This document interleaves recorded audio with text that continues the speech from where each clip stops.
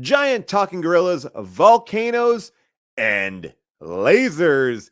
All this and more on this week's Matinee Monday. We saw Congo, so you know what that means.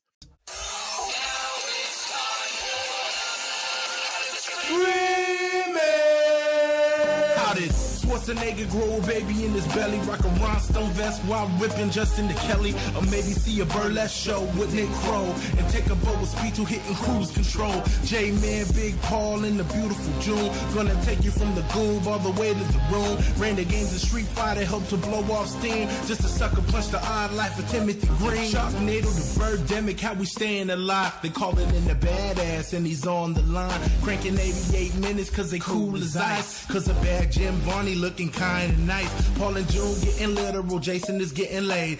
June is making sure all the monkey shots getting paid. They judge a bunch of movies while they're making the grade. Here's a real question for you: how did this get made? That's a good look, Haru. What's that smell? Hello, people of Earth, and welcome to a How Did This Get Made Matinee Monday. I'm here with Paul Scheer. Every week, we take an old episode of How Did This Get Made out of the paywall and put it right back into the mainstream. But before you listen to this episode, you might want to have a little sneak peek at what we're going to be talking about. This is a great episode with the Doughboy himself, Nick Weiger. I love Nick. He's an incredibly talented writer, also the host, or one of the hosts of the Doughboys. He joins June and Jason, who is remote in this episode, and I to talk about this insane movie written by John Patrick Shanley. John Patrick Shanley, you might know as the author of Doubt, one of the best plays in recent memory, but he also has written some odd films, Joe versus Volcano, January Man, and now Congo. He is a successful feature writer. I mean, he gets big people attached to his movies, but this movie is wild, based on a Michael Crichton book. I mean, this has some really funny moments. Basically, all you need to know is that a tyrant CEO sends a group of people down to the African jungles to get a diamond to power his laser. And then he also has a device that makes gorillas talk, just like those devices in that movie Up. And here's the thing.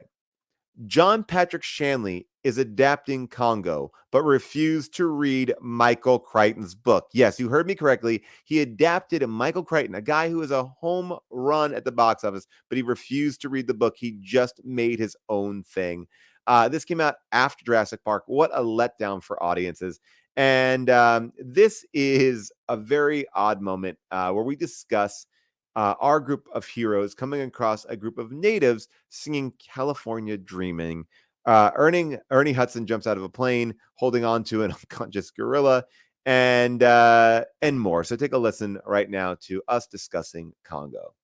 There were a lot of runners and storylines that were sort of set up, but then aborted along the way. I think there was this story that was taking place a little bit of these people in the Congo who are helping us are just like us, and we're just like them, and they sing California Dreamin'. Oh my God, the California Dreaming. Oh my God. By the way, everyone in the Congo speaks English well. And in this scene, they're getting a raft together, and there's singing everyone in the Congo singing California Dreamin'.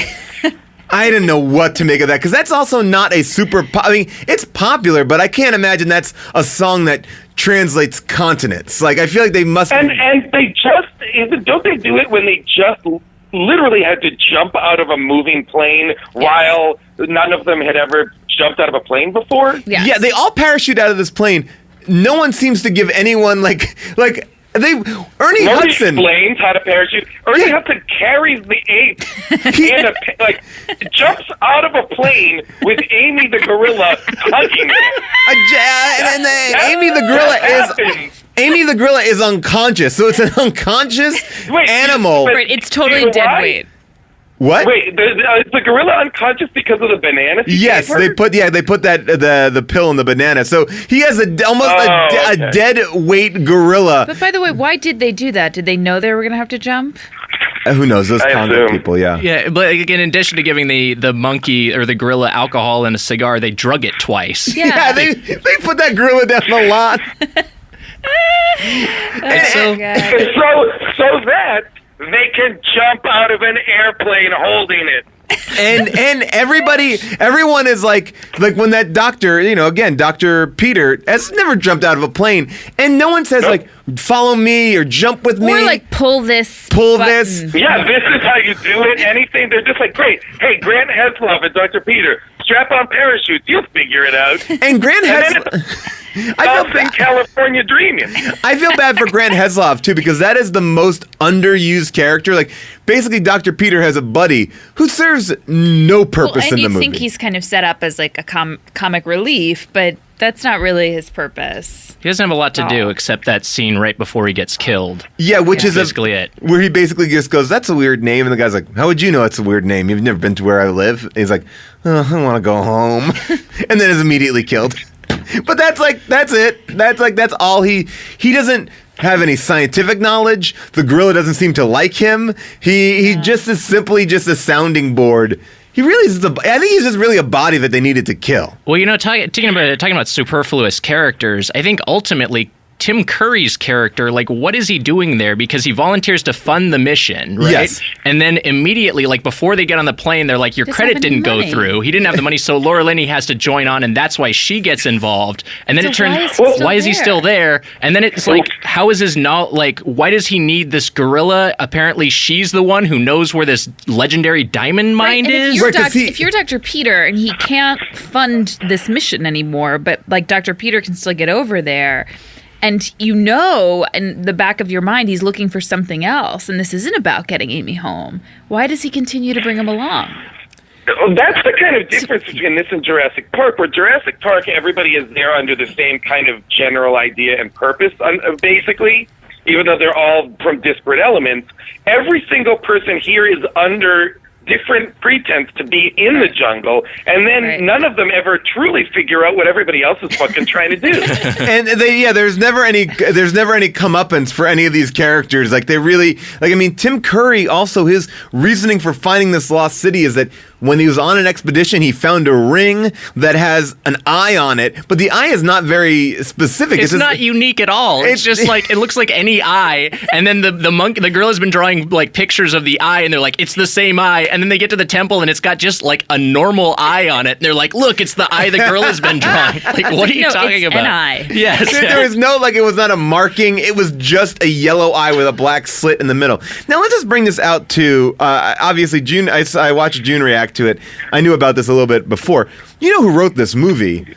John Patrick Shanley, who is a incredibly well-respected... No! Yes, an incredibly well-respected playwright, wrote Doubt, Danny in the Deep Blue Sea, a million things, and apparently I did a little bit of research and found out that they're like, hey, we want you to write this movie, and he's like, I don't want to read this book. He goes, let me just let's just make it about them going to the Congo to find gorillas. Like, okay, yeah, let's make it. Like, he didn't read the book.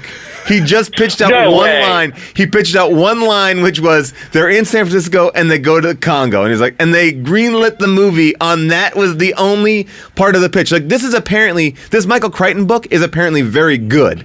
But they didn't use the source material. They didn't use it. That's just a little taste of our Congo episode.